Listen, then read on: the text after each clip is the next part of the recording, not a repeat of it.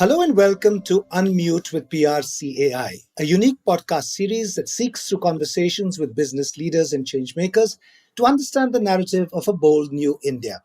This podcast is powered by AdFactors PR, and I'm Niret Alva. At various points, I've been a TV journalist, director, producer, anchor, and educator. But enough about me. Our guest today graduated from the Delhi College of Engineering with a degree in electrical engineering and then went on to IIM Ahmedabad.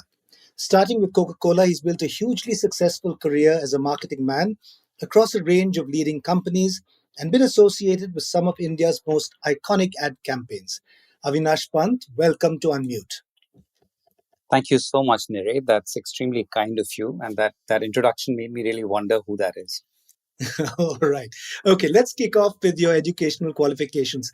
Tell me, how significant was that IIM qualification at the start of your career? It would be easy to say it wasn't, but outside of the name, in fact, just yesterday I was sharing this with my son. I think the biggest thing for me personally that IIM did was prepare me to work. I had a job when I finished engineering, but I don't think as an individual, as a professional, I was really ready for work. I think the biggest thing I owe to IIM Ahmedabad is really just with the course load, with the ability to actually get you to start to plan. It actually got me ready to work. So that's what's been super important, and I think it's fair to say that it's opened gates in some ways, shape or forms. During my career. Though as a working professional, I do feel that it doesn't matter. When I recruit today, it honestly in my head, it's not necessary. It's how you perform that matters. But yes, I think at the beginning of your career, for sure, it helps open some gates. All right. Avinash, you spent 14 years at Coca-Cola. That's a pretty long stint. What would you say were the highlights of your time there? Yeah, I had a pretty fantastic time at Coke. And I think what was great is I never felt those years, in all honesty, until it became that long that you started to say, oh, am I part of the furniture here? Um, these were the heady days of the Cola Wars. I joined Coca-Cola in 1997. So for me, if I had to pick out just a few highlights, it would be launching a brand.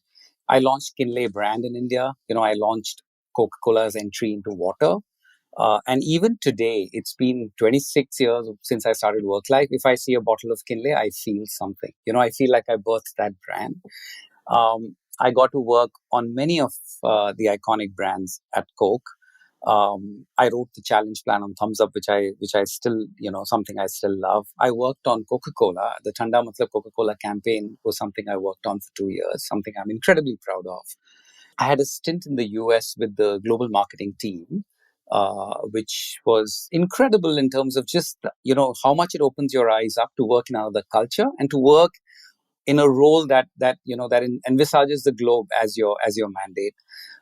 And even my last assignment, which is probably my toughest assignment at Coke, when I came back from the US, which was really to lead all innovation for Coca-Cola across all categories, from juices to energy drinks to tea to dairy, everything. Whatever you can think of, we were trying to innovate. So I think those are some of the big highlights I can think of. Okay. Avinash, you were associated with that huge campaign. I mean, for those of us who remember, those of us who were there then, Thanda Matlab Coca-Cola. Tell us how that came to be with Amir Khan. Yeah, I think that was something truly quite incredible. And obviously, I'm trying to make it sound like that was my work. It was actually an incredible bunch of people. I think I can honestly say I was basically the smallest cog in the wheel. The brand manager on the campaign. But I think for me, great work happens when you actually put up a great team together. And that's exactly where I started from. Whether it was Amir or it was Ashutosh as the director, this was what they worked on after Lagan, was the Thanda campaign. It was the genius of Prasoon, his incredible writing, his deep understanding of India, because we literally went, almost state by state. As we did the campaign, my boss at the time, Shripad Natkani, in fact, the guy I credit for teaching me marketing. It really was his pick up on the thought and the idea in the beginning to say there can be something powerful here. And then, the our agency, I mean, Prasoon and the whole agency, which is McCann, it was the understanding, and of course, the incredible genius of Santosh Desai. When I say McCann, then Santosh, of course. Um, this group of people coming together not only to do something powerful when we put out the first film, but also to be able to try and dissect and understand what about it was so captivating and so incredibly strong, and then being able to work on it continuously. I think often in my career, I have seen great ads, but great campaigns can be difficult. Thanda Matlab Coca-Cola, persisted for 2 years or more, which is quite incredible. And I think it is really this group of people working incredibly cohesively, even beyond the mandates of how you would imagine what the brand manager thinks about, what the artist thinks about, what the director thinks about, what the creative guy thinks about. Actually, it was quite incredible in how this team worked together. I have lots of stories, but I know you want to do a Mm. short podcast piece, so I'm going to stop, hold myself. All right. Thanks, Avinash. You've headed marketing for leading companies Disney, Nike, Red Bull, and finally Meta. Tell me, how have you seen the art and science of marketing evolve from the time you first started your career to the way it is now? It's been a huge evolution.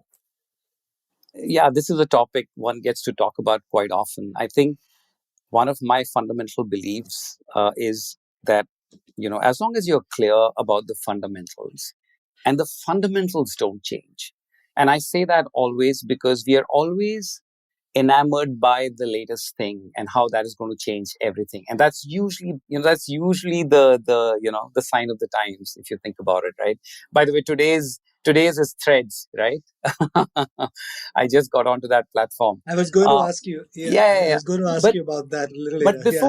Yeah. before we get captivated by what's the latest technology or what's the latest thing, the idea of what is fundamental, right? What do human beings really want? What do they connect with? And how brands can find a way to connect with them deeply, meaningfully, powerfully, even. I think that's at the heart of marketing. That has never changed, Niret. I often joke about the fact that when I started my career, forget social media, mobile phones didn't exist, right? And here I am, in my last stint, I was actually at Meta leading marketing. So the idea is that, you work really hard in understanding your consumer and your audience and how you connect with them.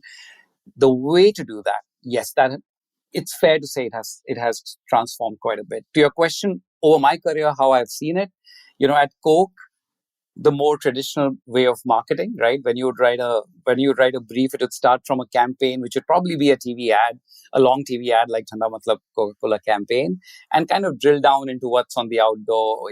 Are you doing something experiential? And then maybe a little later, it was, oh, maybe open a Facebook page. I'm talking about 20 years ago, I don't know, 15 years ago.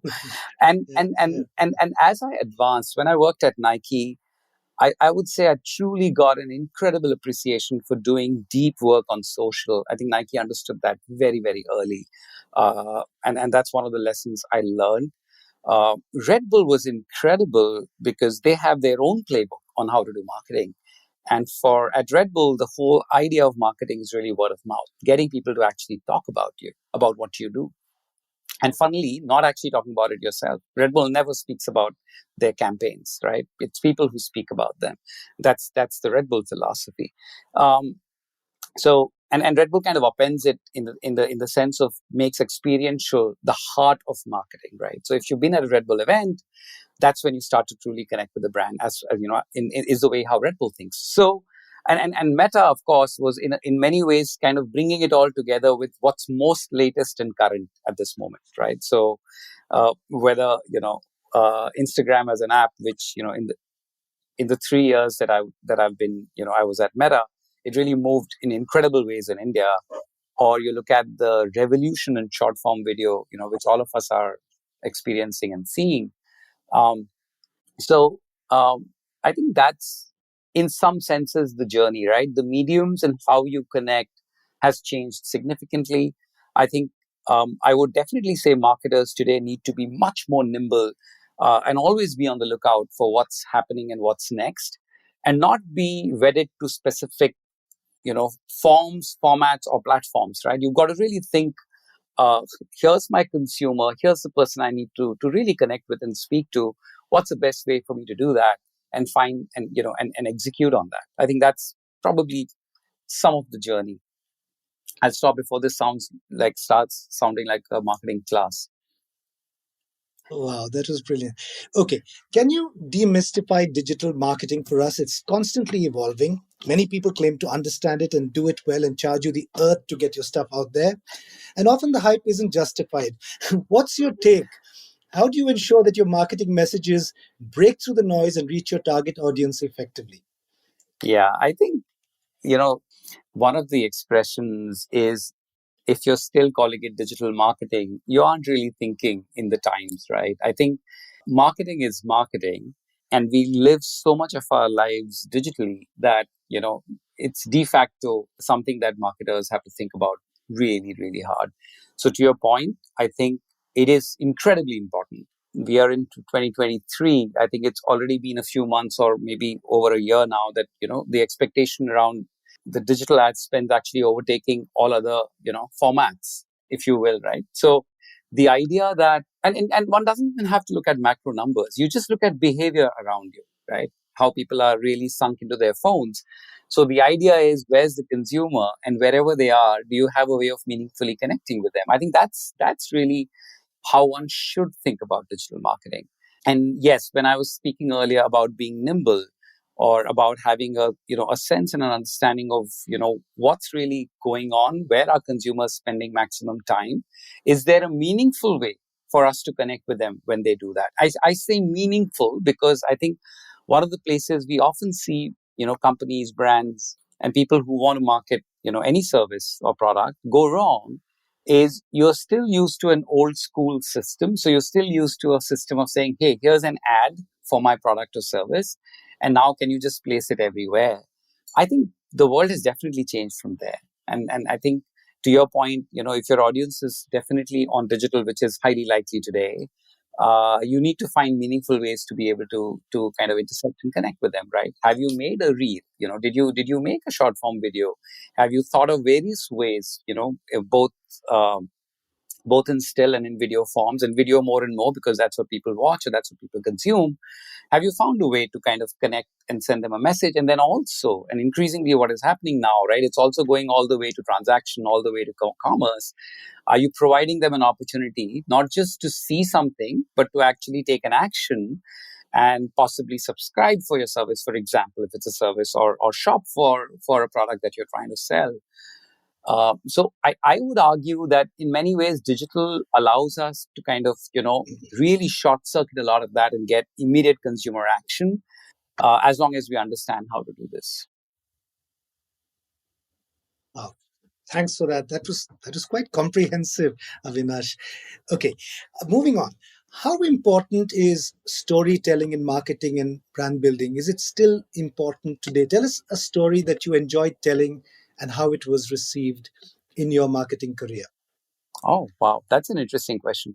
But let me first say this. I really believe hugely in the power of storytelling. And honestly, I would say in life, right?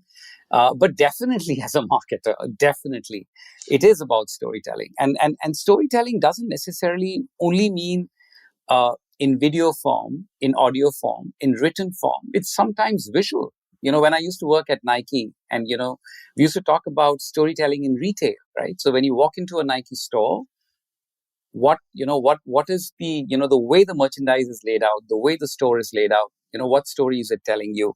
And I mean, in the case of Nike, is it compelling you, is it exhorting you to move? It would be the way to kind of think about it. um Sorry, your question was a story that I like telling. Is that what you said? There's so Yeah, many yeah, stories that's like a yeah. really hard question for me. Give me you have to give me a prompt. A story about what? Give me a prompt. Okay, okay. I think if I remember one or two of the amazing stuff, work that you worked on, work that you did, was there something that connected countries through a story you told? Because I've gone through so much of your work now, a lot of it is jumbling up in my head. Maybe a story on social media that spoke about the brand that connected people? Okay, awesome. Was it something? Yeah, no, that Yeah, that is helpful. That is helpful. That is super yeah. helpful. I live with stories in my head, Niret. Yeah, no, actually, what you just sparked is something which is, at least in my long career, in some senses, recent. It's still from COVID times, actually, when I worked at Meta, and it's not just a story, right? I think when the pandemic happened, we were seeing on the platforms, and this is largely on Facebook. We were seeing on Facebook how people were really coming together. We, always say as Meta, right? It's about community. What we truly saw was the power of that community coming out of at trying to help out each other. So we were seeing that every day, and we felt that these stories need to be told. And one of those stories that we did make into a short film was what we called Puja Didi, which is a story about this girl who, in Punjab, somehow trying to run her father's dairy, uh, hears about migrant labor and people losing jobs, and feels really bad, and literally puts out a Facebook post to say, you know what, if you're looking for a job, just come to my dairy. And all kinds of workers, never having ever worked in the dairy industry, right? Carpenters and electricians show up, and she just keeps hiring them.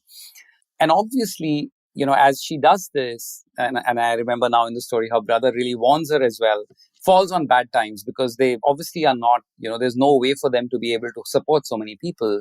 And when these workers find that out, they actually start like a Facebook, video. They put out a Facebook video asking people to help her, someone like her who's doing such a noble thing. And the film ends with her coming to her store one day and wondering what's wrong, because there's a snaking queue outside her store.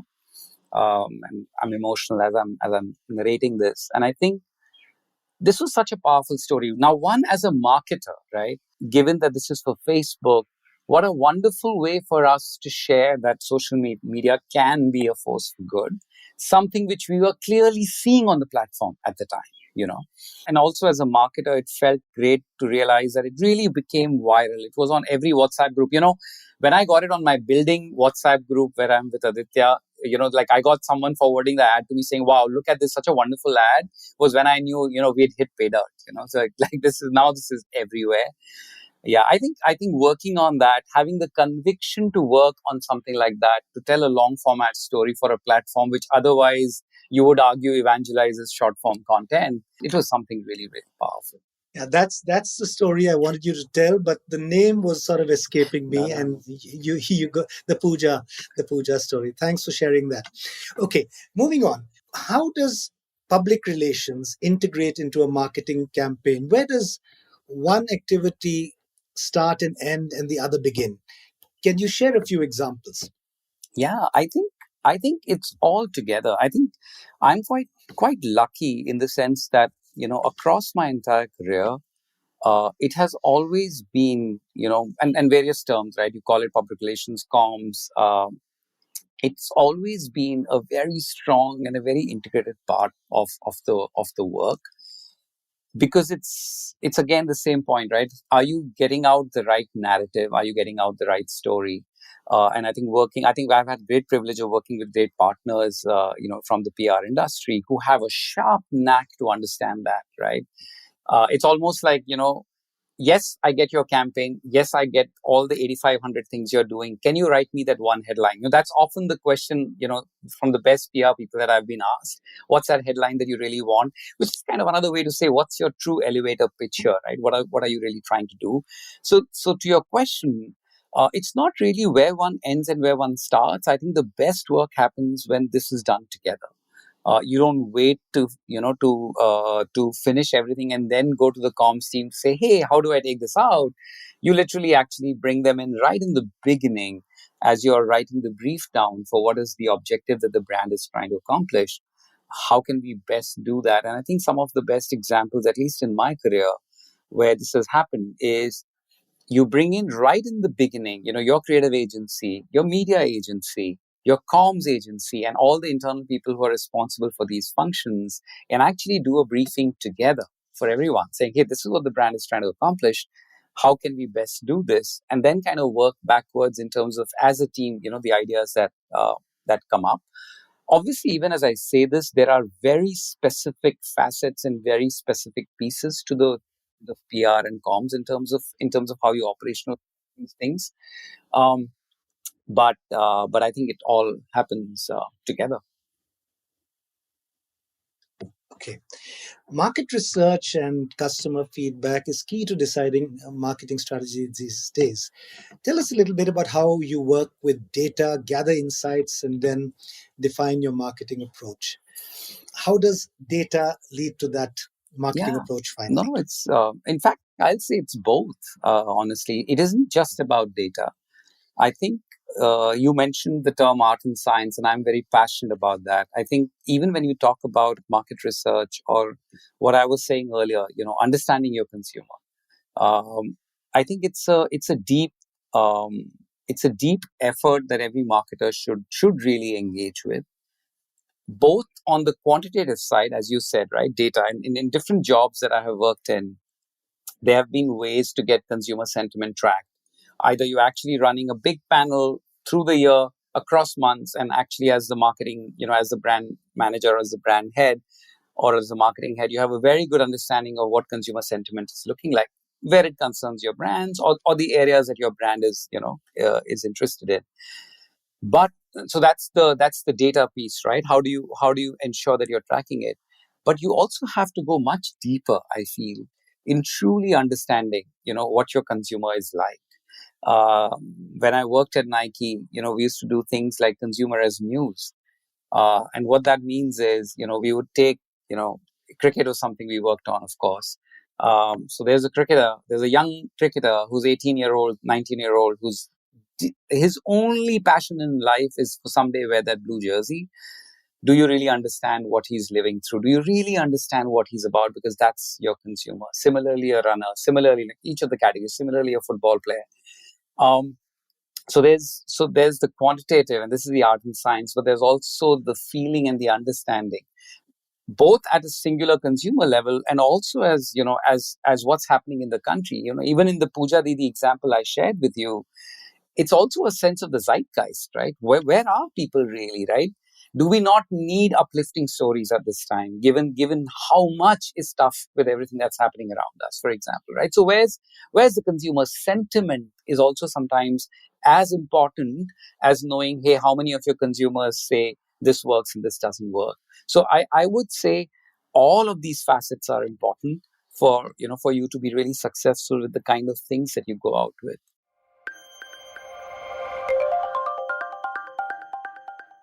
Speaking, Avinash, in terms of the way technologies are emerging, some faster than others, how do you think AI, VR, and other emerging technologies are going to shape the way marketing is done in India and maybe around the world too? If you can speak about that. I think it's evolving so fast that I don't think I even have my thoughts on it, crystallized yet. I think that would be the right way to say it. And let's talk about few specific ones. Let's first talk about VR. Given I worked at Meta, and we believed in it so much, we renamed ourselves right at the time. I think the idea of, um, and it isn't just VR, right? It's, as we say, as you said, Meta, it's XR, right? It's across all of these, right? It could be virtual, it could be mixed, it could be, it could be any of the augmented, any of the realities, right? I think where, in many ways, we are quite clearly headed to a world where that would be the next stage of computing, right? I'm going to use the term metaverse, right? It will be the next stage, right? We are currently used to these single screens as, as our interaction right now, as we talk to each other. But we are headed to a world where what we don't know, of course, is how long it will take to emerge. But what is true is those technologies are very actively a part of our lives already. And this is something which is, this is a myth busting that's, I would almost say, is important. People say, oh, metaverse, I don't know when it's going to happen. But hey, those technologies are in our lives completely. If you use a filter on Instagram, right, you're already using augmented reality. So I think there are clearly actions. So from a marketing lens, I would imagine, especially when we think about experiential, especially when we think about, hey, One of the things that brand managers obsess over is how do we wow our consumers on anything that you do. I think many of those facets or areas will start to open up. That's one. I think even something as basic as how do we serve consumers. I mean, imagine you're a bank, right? And today the way you serve consumers is either on an online portal or people walk into a branch. But what does a virtual reality experience of banking look like? Just I'm just throwing this out as an example, right? What does that even look like? Uh, there is just so much that can happen there that I think, like I said, maybe it's a little ways off. It's not immediately here, but it's definitely coming. I think the augmented, the AI piece is what has obviously captivated everyone right now, and I think it's just how quickly it has taken us by surprise in terms of how much is possible, right? People are seriously starting to wonder when they read stuff saying, okay, now tell me a way whether a human being wrote this, right? Or at least they were probably helped. Let's put it that way. Um, I think I think from the perspective of AI, one of the things one is clearly able to see is we talked about storytelling earlier and how important and significant storytelling is for a marketer. I think if there was an age when I started my career, right, when you wanted to make a film, you had to hire these cameras and film and specific experts to kind of help you put that together. I think as we go forward in time, while that will still be important and relevant, for many of us, phones are enough to do some of that, right? Uh, I think now with AI, for example, with generative AI, you probably, and I don't know if you've played around with it. There are now, you are able to actually put videos together, right, just by giving the right prompts. And I'm not necessarily saying that we should ever look at it to say, oh, that will take away all storytelling. That's how films will be made. No, that's not true. But again, it can be helpful. Just like a student somewhere is probably using chat gpt to give him the right kind of stuff to kind of build his essay on. I feel the same might happen on films and videos as well, and especially again on digital, where sometimes you want to do 1,000 assets, you want to create maybe 10,000 assets for something. Possibly generative AI might have a way of helping out. So yeah, I think a lot is happening, I think, in the tech space for sure. And I think the speed just keeps getting faster is what I would say, right? If I look at my career as well, in terms of just how quickly things seem to keep coming. Okay. Avinash, the focus on ESG has grown substantially in recent years. How can companies bring these sustainability values into their global marketing strategies? Are there some campaigns that you want to talk about in this area? I think it's extremely important, and this is one of the things we've been seeing even in studying youth over the years as well. So let me actually start from the perspective of how incredibly important it is. uh, we see a lot of clarity amongst the youth today that the brands that they engage with, the brands that they choose to buy or kind of make as their own, ought to have sustainability in some way, shape, or form. Right? They care. Our consumers care, and therefore brands ought to care about it. And for me, to your question, actually, the best thought, or the thing that jumps out to me right now, is not actually a campaign per se, but it's also about caring and actually doing something. I remember when I worked at Disney, one of the things we did as a team, and it was the entire Disney India team. This is way back. I'm talking about, wow, 2011, 2012. So really way back in time. Gathering everyone for a day, the entire office, the entire Disney India team, and we went to the Sanjay Gandhi National Park, and we basically did, what I think we call it vlogging now, right? We basically we went with bags to kind of to on treks there to pick up trash, and more importantly, we beautified their main admission center, like the main center there, with visuals. So we actually sat and beautified the place, and we also cleaned the park.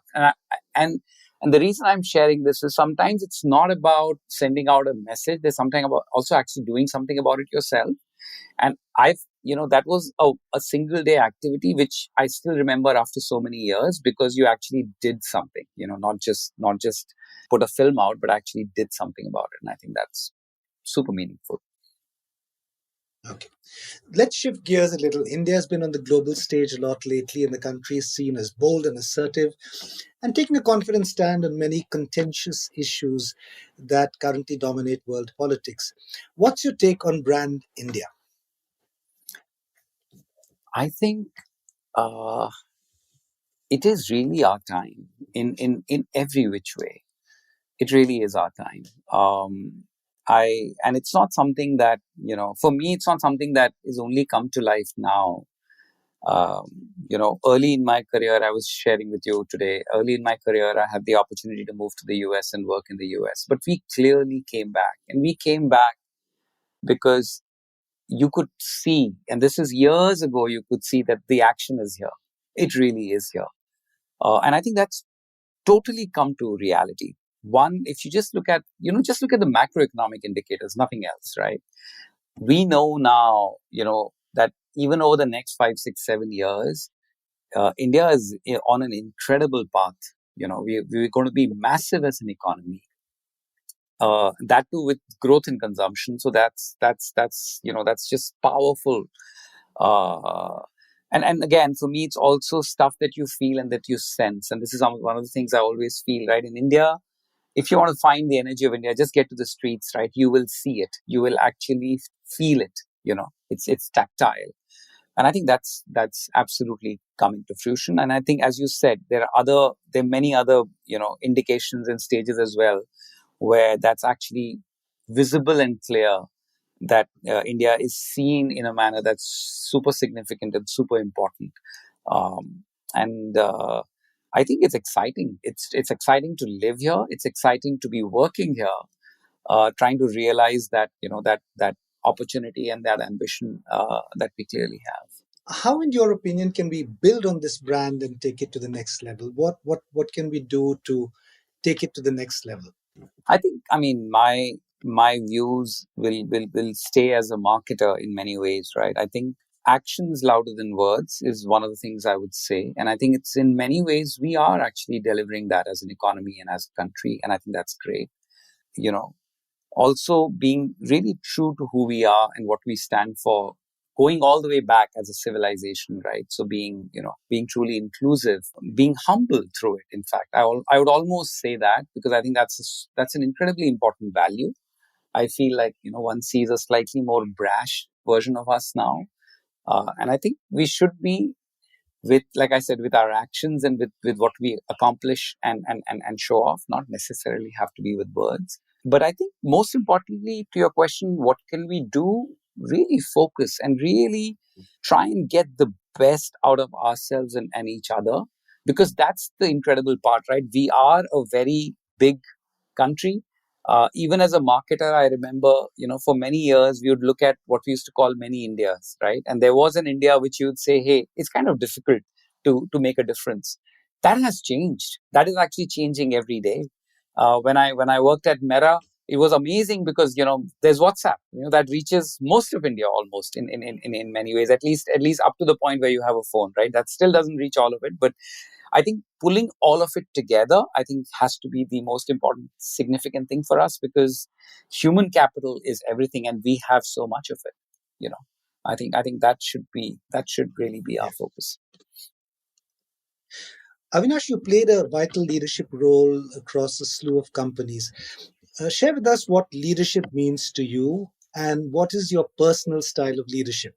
Yeah, this is an interesting question. I struggle a bit with the word because I think it's a slightly immodest word in itself, right? To be a leader, but for me, leadership is about, honestly, it's about helping people.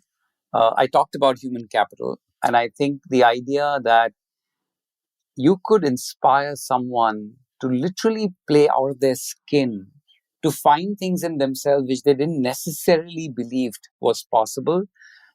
For me, that is true leadership. Are you able to create an environment in which a team that works with you is really able to thrive, uh, and help them see what incredibly powerful, people they can be? I think that is the kind of leadership that I admire and aspire I'm very lucky that I have, had the opportunity to work with some leaders like that who've taught me, and I kind of, try and be someone like that. Avinash, do you think that creative leadership is different to other sorts of leadership, or is it all the same? I don't see it as being any different. I think just some of the ways and aspects might change, but I don't see it as being different. And I also say this because, enough of us understand this about leadership, right? That it's also contextual. It's also based on people, right? So even if you're leading a team, different people might need you to behave quite differently for them to function at their best. And if I use that model, then working on creative or working with creative people, and I've again had the, amazing blessing and privilege in my career to, of working with some incredibly talented creative people, is obviously on how you deal with them as well, right? So the context is slightly different. What excites them is slightly different. Are you able to kind of gain their respect and their trust? Because I do feel in creative work, but especially with creative people, they're putting a lot more of their soul into what they're doing, right? So it is a baby. You can't say it's not your baby. It is a baby, right? If in any art, in any piece of creative work, so they got to trust you with their baby, right? So you got to kind of earn that trust a bit. But all the other things that I said, they still hold. It's just contextual, I would say. When you talk to younger people these days, by that I mean Generation Z, Generation Z, they have a very different take on jobs and careers from our time. They talk about work-life balance and evaluate potential employers very differently to the way we did when we were starting out. What's your take on this generation? That's my first question. And the second is, what's your advice to young people just starting their careers in general and in marketing in particular? So, two questions. Yeah, no, this is a great question. What's my take on this generation? I think they're amazing. I really think so. I mean, I am biased. I have a almost 18-year-old, so I have to be biased.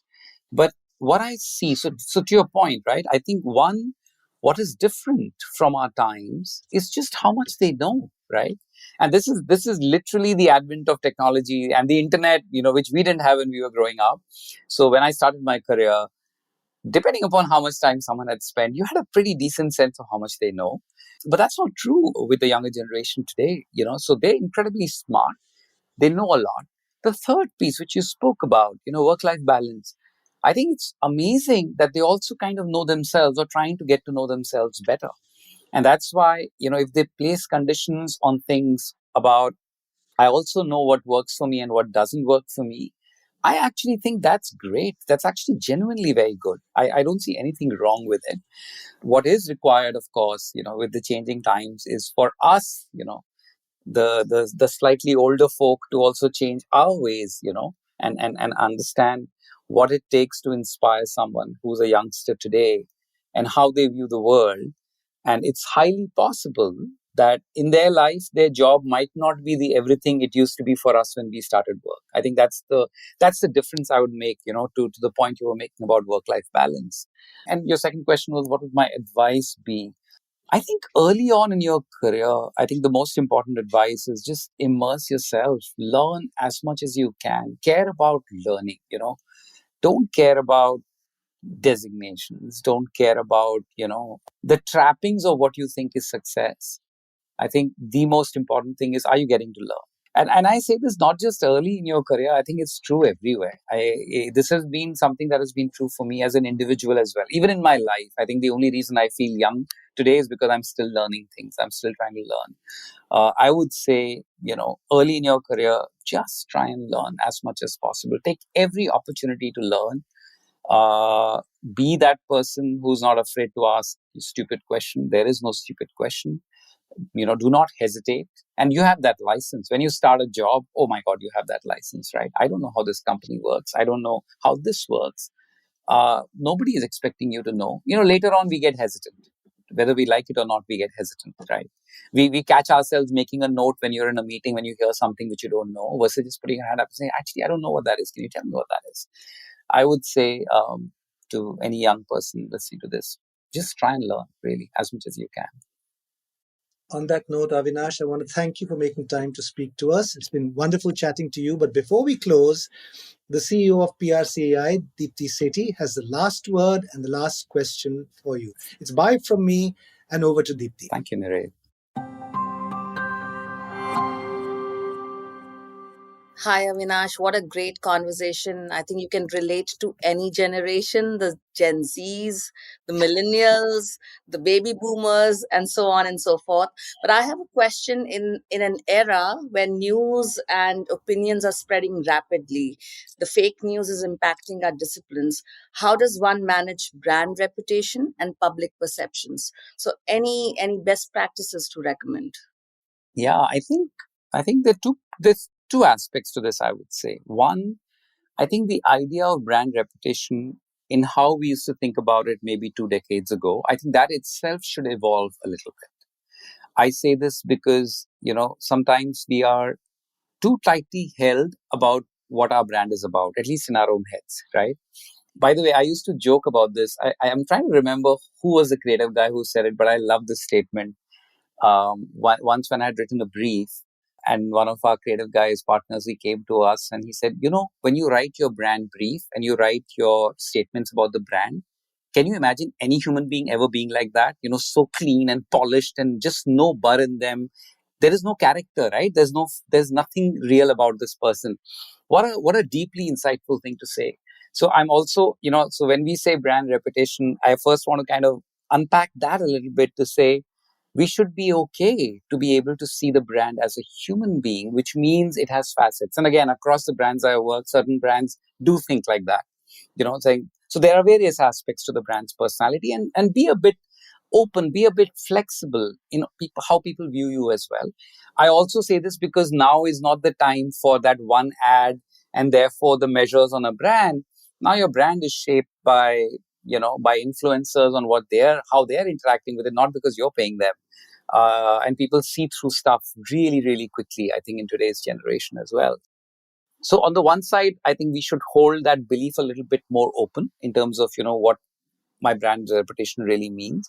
And on the other, as a practicing individual in the space, I think it's almost scientifically try and ensure that you're gathering all the data, right? Because exactly to your point, a really bad hit could come from anywhere at any time. And that's actually a reality of the world we are living in, exactly where you started from, right? It could be an influencer just looking at your pack and figuring how much sugar your product contains, right? That's all it takes. And years of brand building effort has kind of come to naught. Now, I don't think the influencer is to blame. It's a reality of who you are, and that's why, like I said, brands have to think a bit deeper. But yeah, I would say as a practicing individual in this space, trying to find the best ways for you to gather data in an extremely timely manner, so that you're never caught off guard. And then, of course, I mean, since we've all lived through so many big, examples of things going wrong, also, I would say, in case you have something that could be a reputational issue, have you set up the right system in the company to be able to respond to it sooner? I think often enough, we are still stuck in hierarchical systems, right? Someone's just put a crib up on some platform somewhere. Your ability to authorize people down the line to be able to take care of smaller things versus waiting for 85 approvals where, now it's completely blown out of proportion. I think those would be some of the things that I can think of. There are many examples running through my head, but I don't want to name and shame from my past. Now, this is really exciting, great insights, Avinash, and thanks for being on Unmute with PRCI. Really enjoyed the conversation. Thank you, Deepthi, and thank you, Niret. I think you guys have been really kind to ask me to come on. Thank you so much. Thank you, Avinash.